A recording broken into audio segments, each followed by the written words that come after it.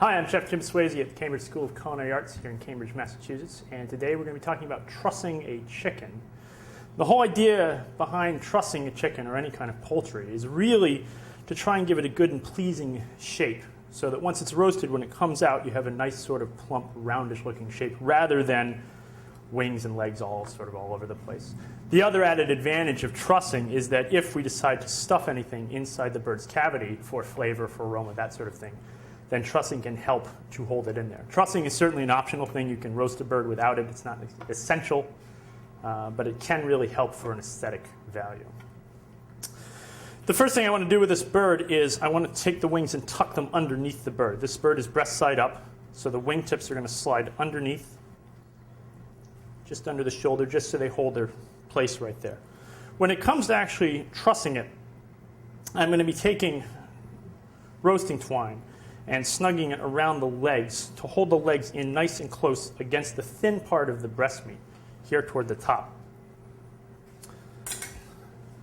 This is trussing twine, also sometimes known as butcher's twine.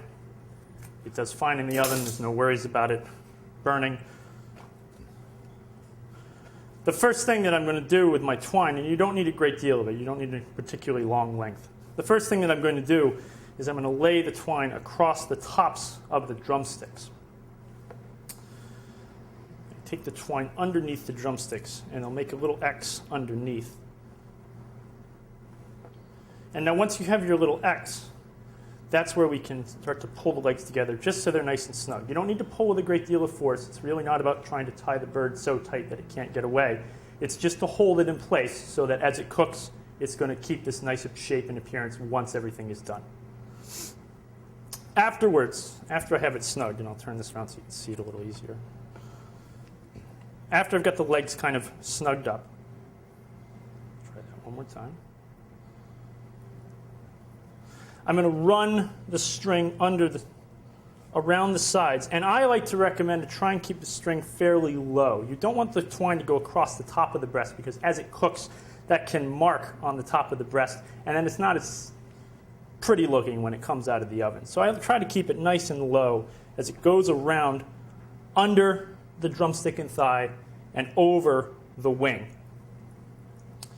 Here on the front end of the bird, this is where the shoulder and the neck areas of the bird are. The twine is going to go just under the shoulder, over the neck, and under the shoulder again.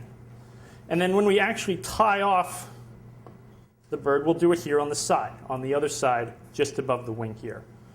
Now when I tie this, I like to loop the string through once, twice, 3 times, 3 little loops, because then as I pull it nice and snug, and you can see how the legs start to snug up against the breast, as it does that, with that extra little bit of tying there, it's almost like having someone standing here putting their finger on it to hold it in place. We have one more loop just to secure everything. Any excess string we can then cut off and discard.